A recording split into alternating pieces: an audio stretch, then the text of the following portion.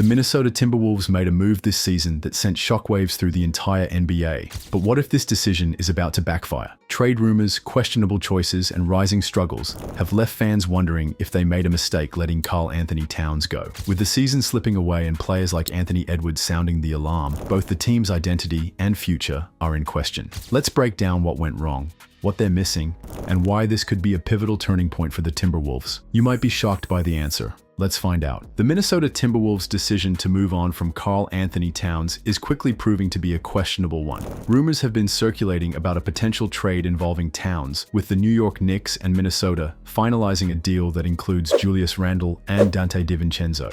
Out of Minnesota, developing story here on SportsCenter. The New York Knicks and Minnesota are finalizing a trade involving Julius Randle and Donte DiVincenzo. The Timberwolves sit just one game above 500.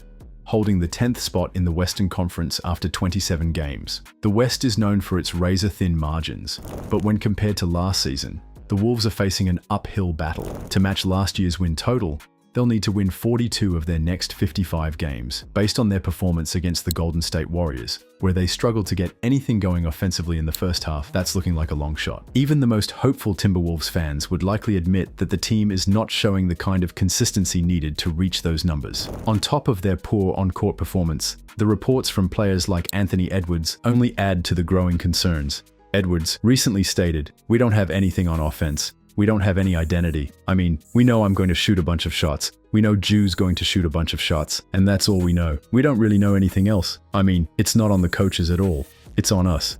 This lack of identity so late in the season, especially after a strong playoff run last year, is alarming. It's one thing to have struggles early in the year, but 27 games in, and the Timberwolves are still searching for their direction. This is what happens when you trade away a player like Towns, who could put up 25 points on any given night and had the ability to stretch the floor, opening up opportunities for players like Edwards. The lack of floor spacing and consistent scoring is now a major issue for the Timberwolves, and it's clear they miss Towns' impact on both ends of the court.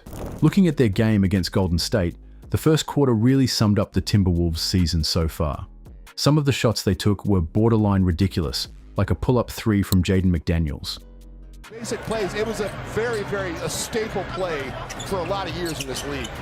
McDaniels lets it fly. Money. Back-to-back triples. Yeah. You know what I mean? Because anybody can talk, but can you communicate?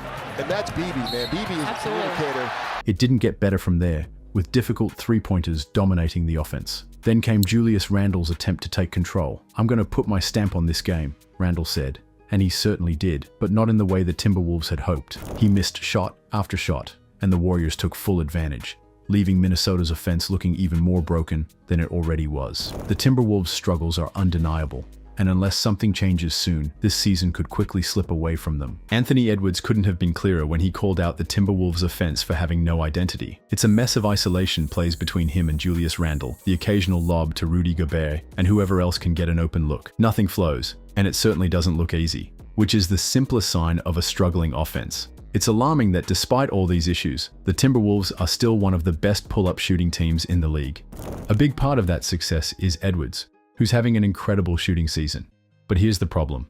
For the Wolves to be an average offense, they need Edwards to play like a future MVP. That's not sustainable. Sure, on paper, it sounds like Edwards could be unstoppable. With his size, strength, and ability to drive to the basket, he should be a nightmare for any defense. But Edwards himself admits it's not as simple as it seems. "If you watch the game, there's nothing for me to do when I get downhill. Everybody wants me to get downhill. I know that's my strength. I get to the rim, lay the ball up, dunk the ball, but I can't do that if there's no lane." This is where Edwards shows his maturity. Not only does he have the skills, but he's also honest and self-aware, which makes him a fan favorite. He's holding himself accountable, and that transparency helps everyone see what the problem is.